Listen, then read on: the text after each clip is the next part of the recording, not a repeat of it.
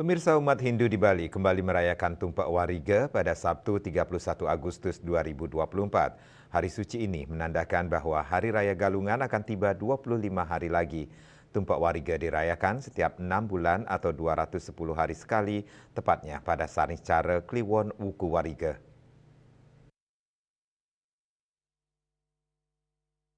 Pelaksanaan Tumpak Wariga menurut Lontar Sundarigama disebutkan, Wariga Caniscara Kliwon, ngaran Panguduh Pujawali Sangyang Sangkara, Apan Sira Amertakan Sarwaning Tawuwuh, yang memiliki arti pada hari Caniscara Kliwon Wuku Wariga disebutlah Hari Panguduh.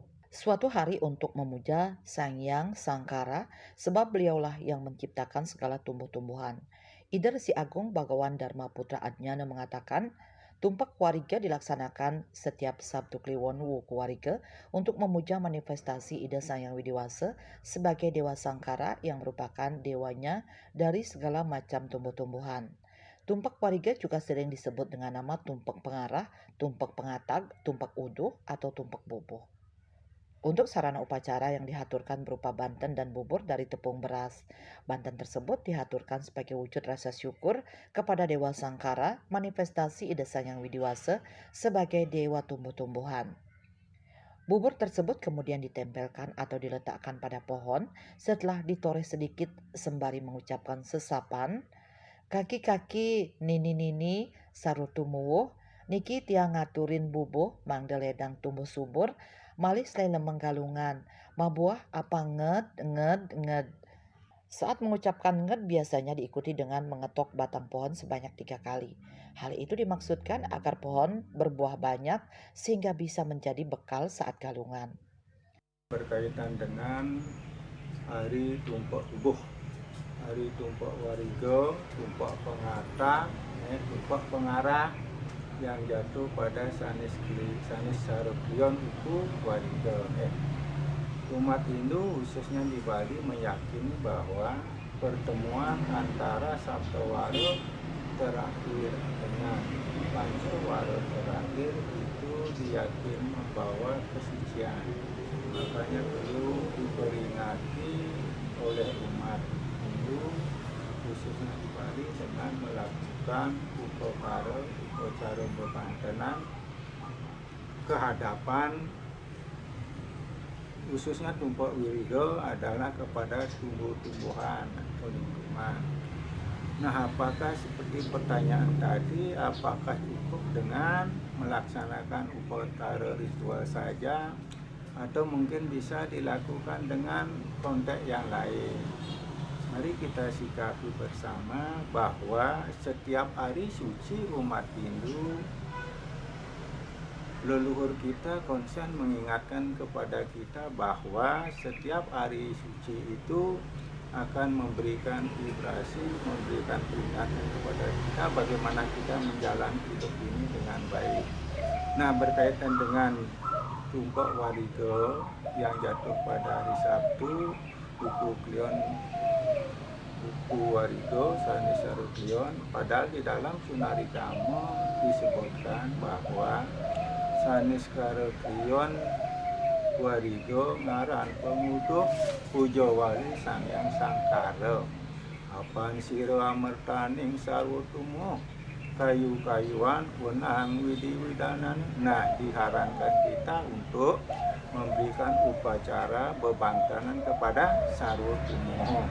Apa maknanya? Nah, di sinilah kembali kita diingatkan sesuai dengan konsep Hindu, ada yang disebut dengan Trisita Karana, yaitu hubungan antara manusia dengan Tuhan, hubungan antara manusia dengan lingkungan, hubungan manusia dengan manusia yang disebut pawongan, pelemahan, dan periangan.